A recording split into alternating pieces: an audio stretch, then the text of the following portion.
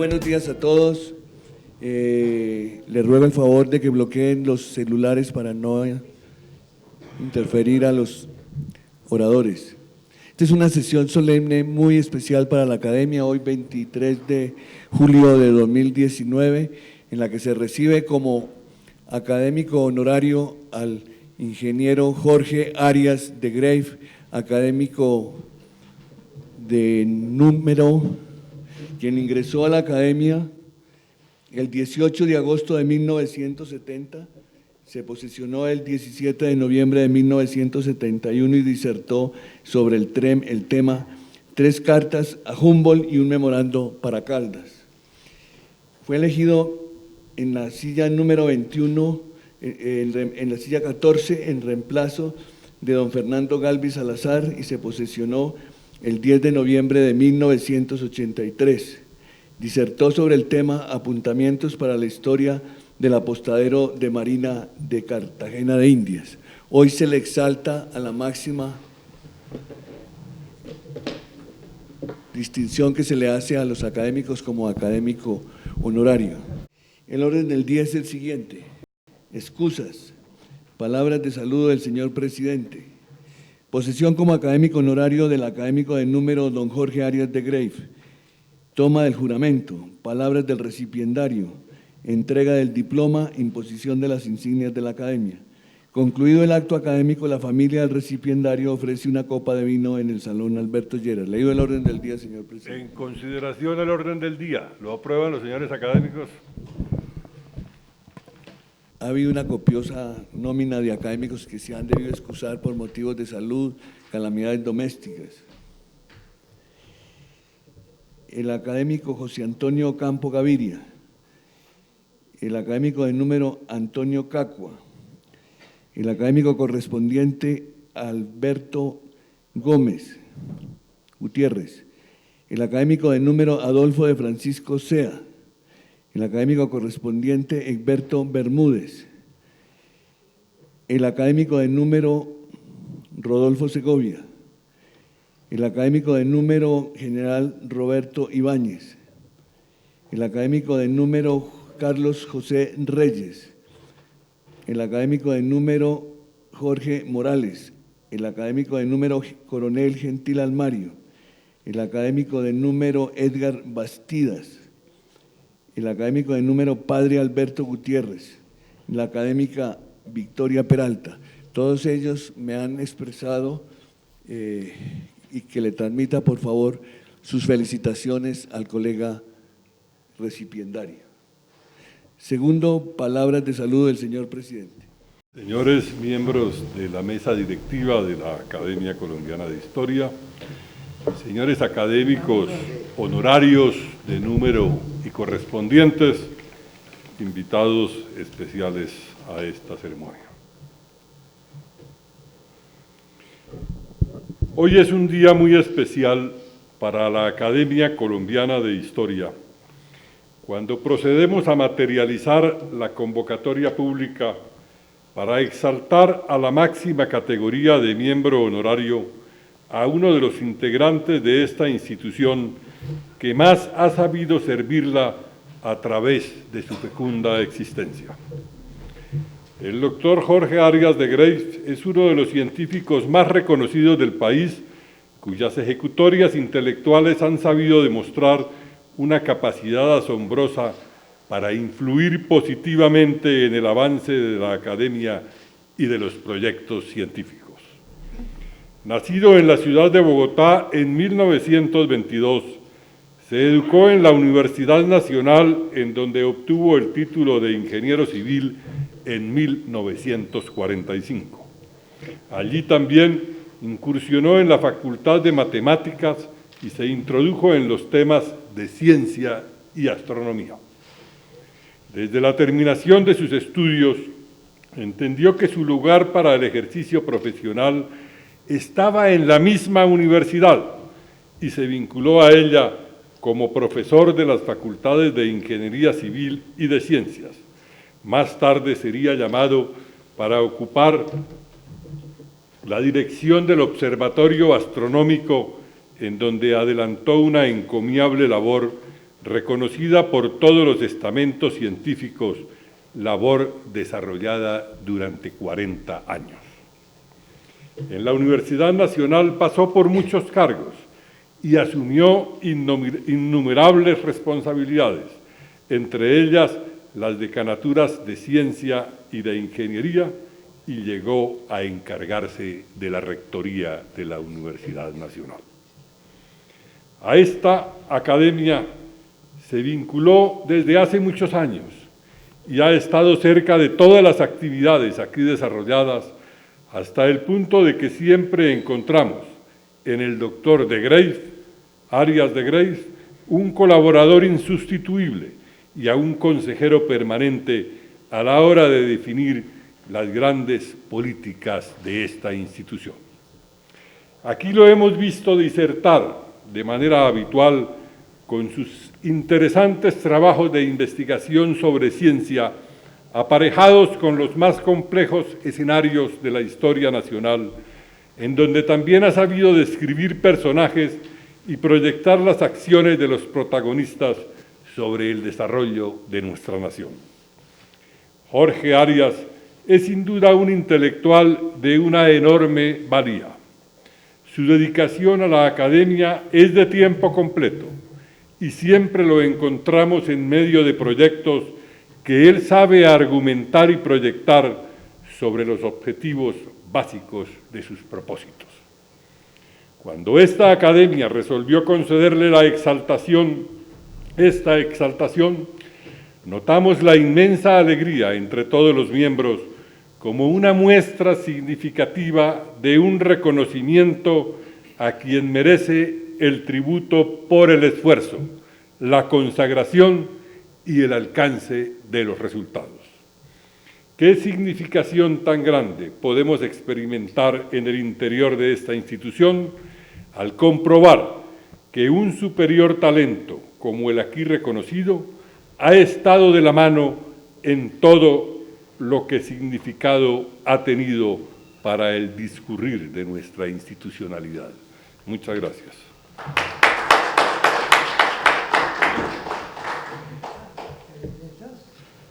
A continuación, toma del juramento por el presidente de la Academia.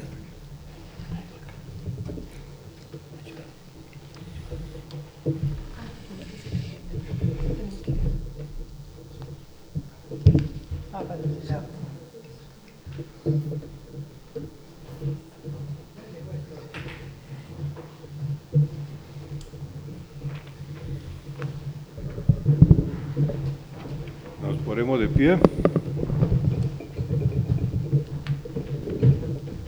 Vamos a proceder a la toma de juramento. Doctor Jorge Arias de Graef, ¿jura usted por Dios, la patria y la academia cumplir fielmente los deberes que le impone el cargo de miembro honorario para el cual ha sido elegido? Sí, juro. Si así lo hiciera, que Dios, la patria y la academia se lo premien, si no, él y ellas se lo demanden.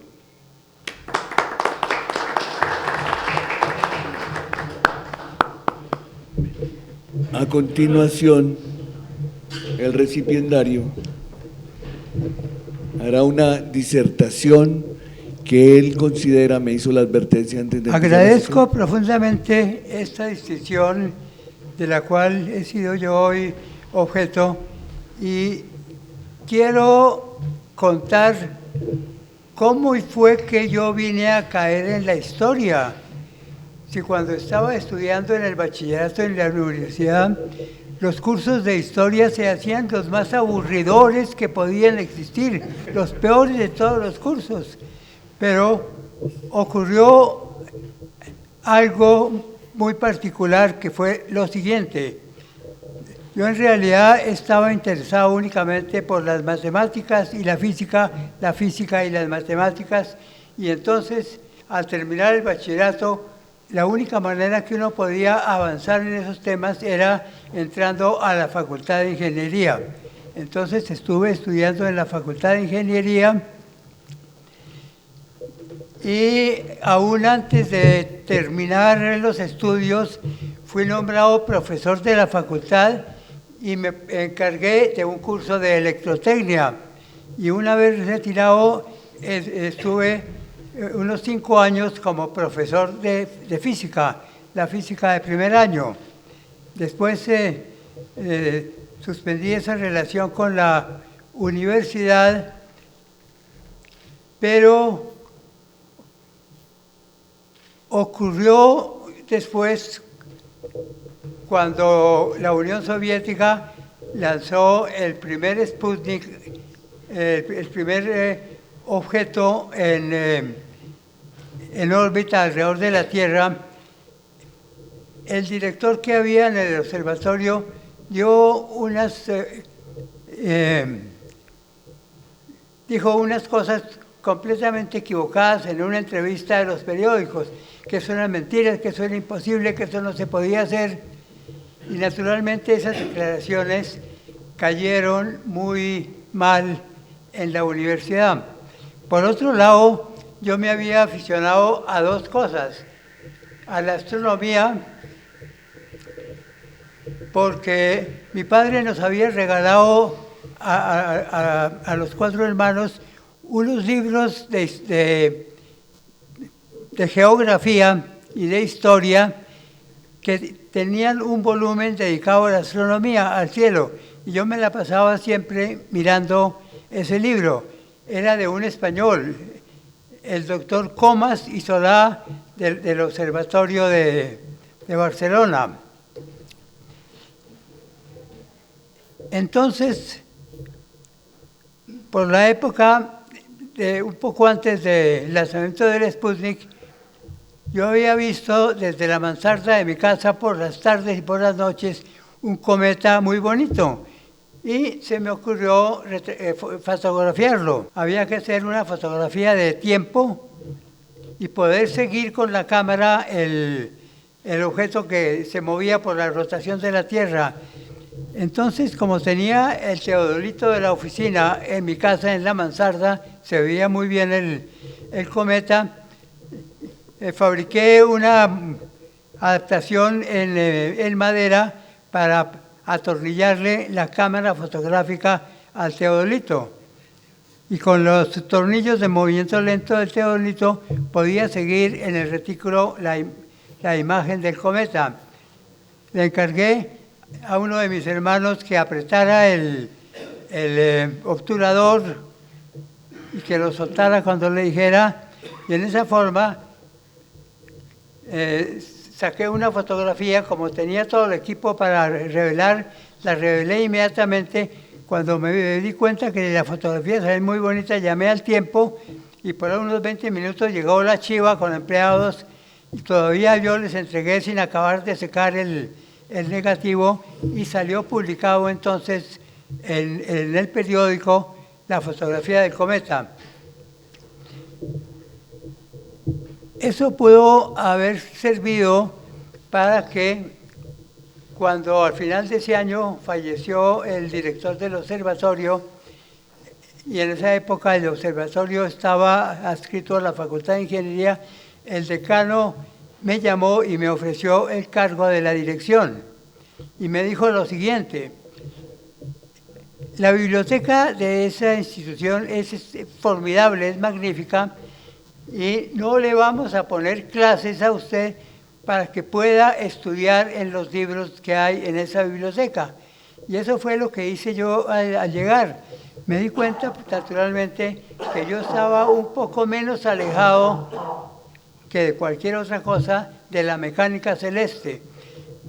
Encontré allí un libro famosísimo de un francés, Tisserand, otro libro de un americano, libros clásicos de Lagrange y Laplace sobre el tema, y me dediqué únicamente a estudiar en esos libros la mecánica celeste. De modo que cuando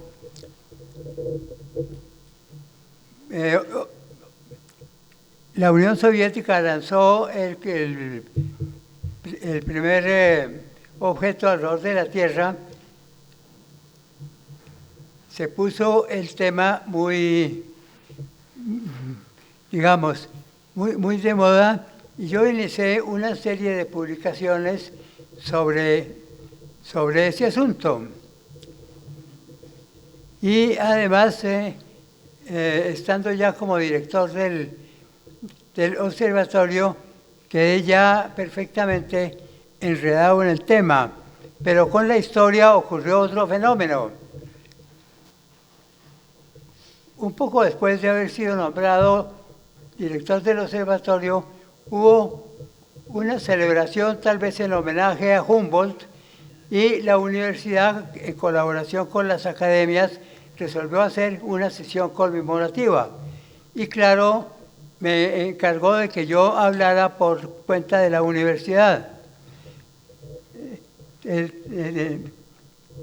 Esa primera era sobre los académicos franceses que habían estudiado el arco de Meridiano en el Ecuador, y yo había conseguido en un viaje a España una edición facsimilar del libro de Jorge Juan, Observaciones Astronómicas, y con base en ese libro yo hice una pequeña disertación que dejó a todo el mundo desconcertado porque nadie había conocido mayor detalle sobre ese tema.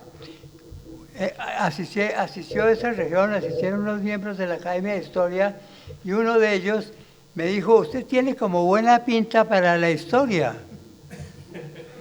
Bueno, el hecho es que siguieron las celebraciones, que Caldas, que Humboldt, y en todas ellas me tocaba hablar sobre Caldas, sobre Humboldt, después sobre Garavito, y dio la casualidad de que, habiendo asistido a una asamblea de la Unión Astronómica en Praga, en el sector oriental, se me ocurrió pasar a la biblioteca donde sabía que habían aparecido los diarios de Humboldt. Y estuve en la Biblioteca del Estado en Berlín estudiando los papeles de Humboldt. Como a los 2 días, el director del archivo me dijo: usted va a estar muy poco tiempo aquí en Berlín. Si quiere, llévese esa versión taquigrafiada de los diarios para el hotel y la sigue estudiando en el hotel. Bueno, yo me la llevé para el hotel y estuve sábado y domingo pegado estudiando, mientras mi mamá y mi esposa visitaban al Berlín Occidental, porque si uno está en Berlín Occidental, la gracia es pasar al Occidental. Si está en el Occidental, la gracia es pasar al otro. Había un intercambio de turistas, porque un turista en un Berlín no estaba contento si no iba al otro. Bueno, el hecho es que el lunes siguiente volví a la biblioteca con los papeles para seguir en la biblioteca, y al regresar al hotel, ¿qué me encuentro? Un colosal ramo hermosísimo de rosas rojas y una tarjeta de felicitación. Como cuando uno iba a la República Democrática, invitado por una entidad, esa entidad se quedaba con el pasaporte. De modo que cualquier daño que uno hiciera estaba perdido, no tenía pues ni manera de volarse de ahí ni nada. Entonces, la academia había visto que yo ese lunes cumplía años y me mandó ese ramo de rojas. 2 detalles que solo ocurrían en un país socialista. Eso jamás se ve en el asqueroso mundo capitalista. Bueno, después en Cuba me pasó algo parecido. Claro, en la Cuba de Fidel. Otra vez la misma cosa. Bueno, entonces el hecho es que entre los manuscritos de Humboldt encontré una carta a la cual le habían recortado la firma, alguien por robarse el autógrafo, que esa era una carta que le había escrito Caldas desde Otavalo a Humboldt, que estaba ya en el Ecuador. Esa carta entonces se publicó aquí en Bogotá y llamó la atención de la Academia de Historia. Y fui invitado a ingresar como académico correspondiente. Después en Popayán me encontré otros papeles importantes de Caldas que estaban en el archivo de Antonio Arboleda, que había sido un amigo íntimo de Caldas. Se publicaron.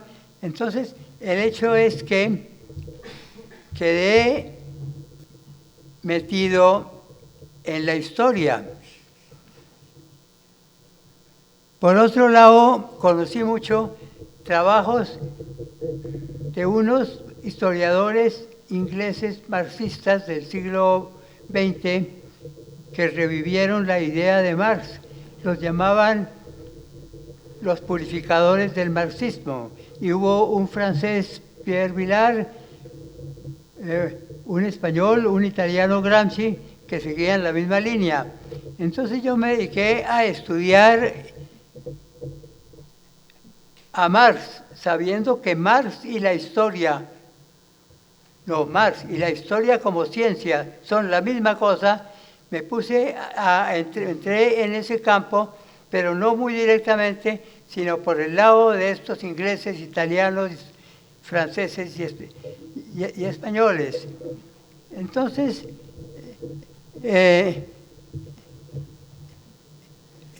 eso dio lugar a que se justificara un poco el que una persona formado para, digamos, para la ciencia acabara en la Academia de Historia. Ya para terminar, voy a rematar algo que comencé a presentar hace unos meses aquí en la Academia sobre el trabajo de Caldas. Caldas cometió un error garrafal, el bachiller Caldas cometió un error garrafal que fue suponer que la relación entre la temperatura de ebullición del agua y la presión atmosférica eran siempre una relación de proporcionalidad. Ese bachiller no tenía por qué saber nada distinto de esto. Cuando él le contó a Humboldt de su trabajo, Humboldt le dijo una advertencia, que puede ser también una enseñanza y que puede ser también una orden. Y le dijo, la ley de las presiones atmosféricas es una ley logarítmica. Pero ese bachiller no podía saber o darse cuenta que si la ley de las presiones es logarítmica,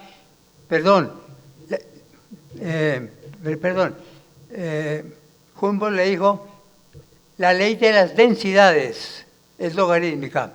Ese bachiller no tenía por qué saber que si la ley de las densidades es logarítmica, la ley de las presiones también lo es. Y no tenía por qué saber que para manejar ese asunto debía contraponer la temperatura de ebullición no con la presión, sino con el logaritmo de la presión. Entonces, estos dos primeros cuadros de 12 físicos del siglo XIX están hechos ya en el sistema decimal.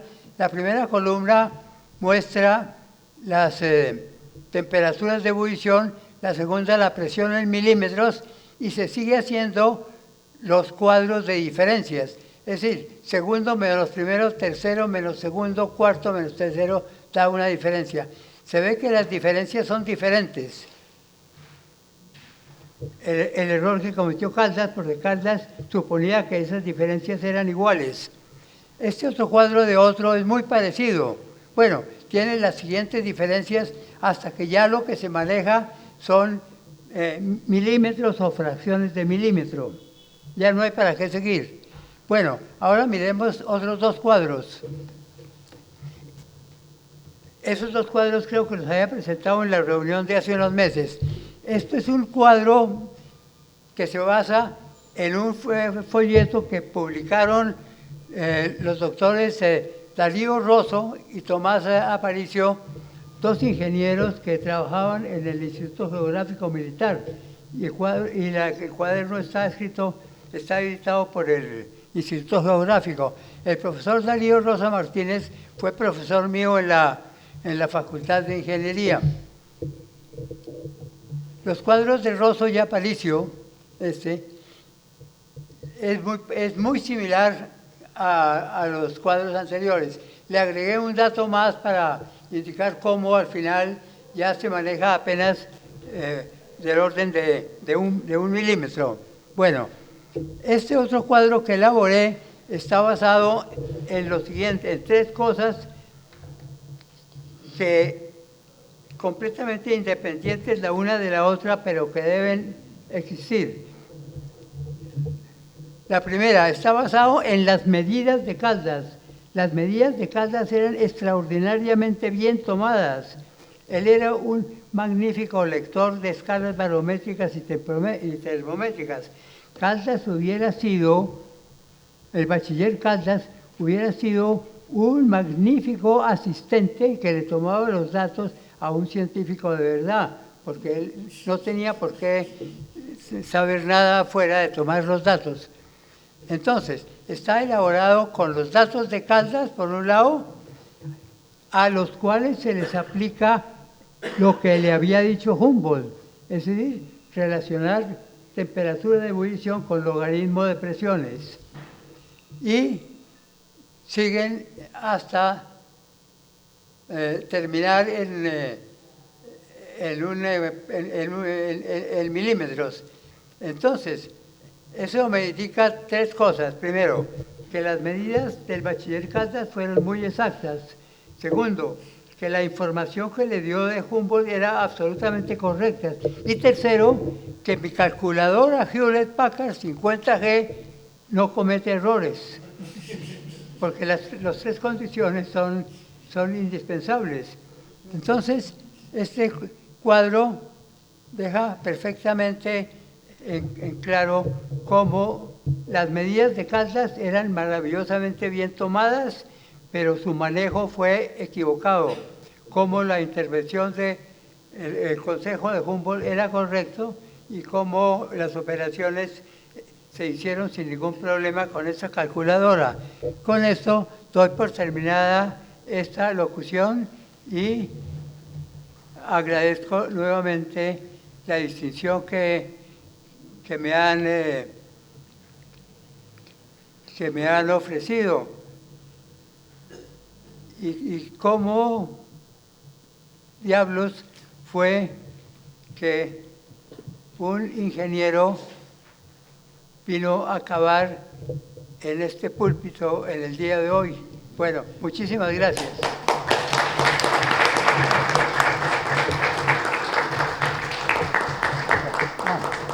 Tal como lo había anunciado Jorge,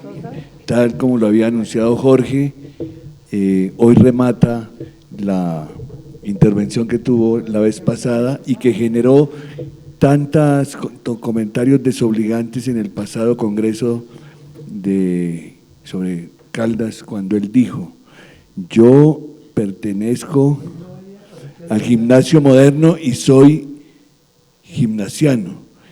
El don Francisco José de Caldas perteneció al seminario de San Francisco de Tunja, por lo tanto es un seminarista, de Popayán, perdón, el seminario de San Francisco, de los padres jesuitas en Popayán, y entonces dijo, el naturalista Caldas es un seminarista. Esto generó una serie de comentarios muy desobligantes.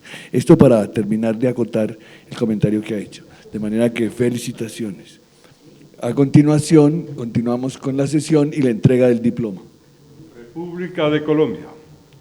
La Academia Colombiana de Historia, en atención a los merecimientos de don Jorge Arias de Greiff, lo ha elegido académico honorario de la corporación. Bogotá, Distrito Capital, 23 de julio de 2019. El presidente Eduardo Durán Gómez, el vicepresidente Fernán González González, el secretario Luis Horacio López Domínguez. Es un honor entregarle este diploma, doctor Arias. Muchísimas gracias. A continuación, la imposición de las insignias de la Academia.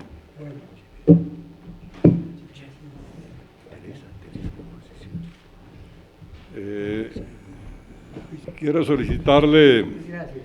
el favor a Muy las honrados. señoras académicas Teresa Morales de Gómez y Adelaida Surdiz que nos acompañen en la imposición de la banda correspondiente.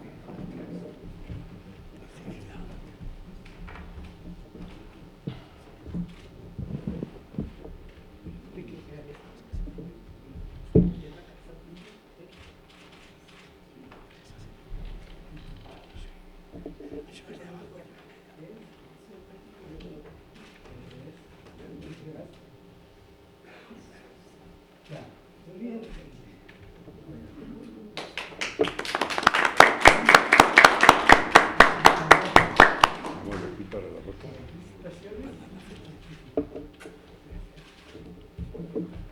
Jorge.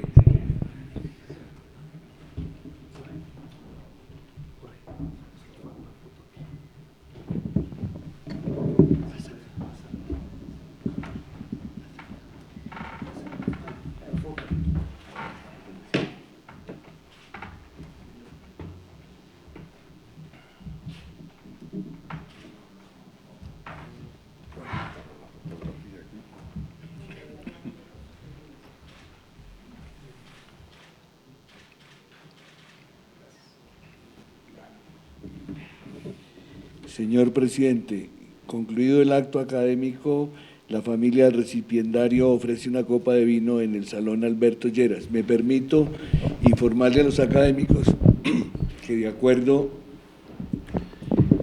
a una reunión que tuvimos con la señora embajadora de México, el próximo día 30, o sea, dentro de 8 días, tendremos un panel.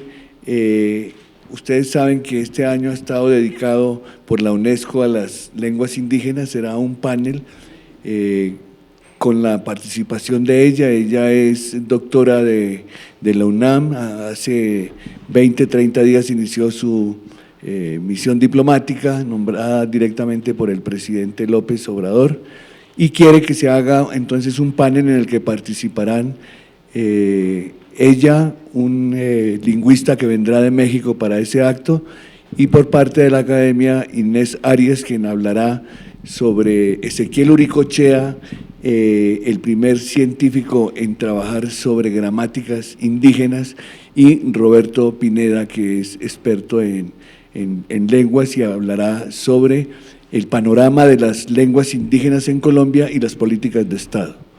El día 25 estaremos conmemorando los 200 años de la batalla del Pantano de Vargas. Ese día fue herido mortalmente el director o el jefe de la Legión Británica, el coronel James Rooke. Estamos en conversaciones y ajustando tiempos con la Embajada de la Gran Bretaña. Haremos acá un panel en homenaje a 2 británicos, el coronel Rooke y Daniel Florencio Oleri. Intervendrán el general Ibáñez, Efraín Sánchez, Inés Arias. Esto será hacia finales de agosto. Muchas gracias. Se levanta la sesión.